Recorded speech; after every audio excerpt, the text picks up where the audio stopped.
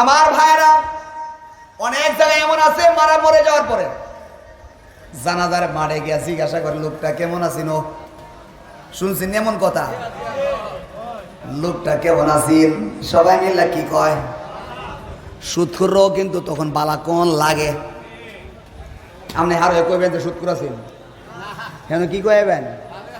এই ভালো বলাটা ভালো না, এই ভালোটা আপনারা জান্নাতে নিবে না। জানাজার মারে ঘুষখোরও বালা, সুৎখুরও বালা, গাঞ্জাখোরও বালা, যে ময়রা ওখানে যা যার ব্যাপারে জিগা সবাই কি কয়? বালা। এই জায়গার ভালো কিন্তু আসল ভালো না।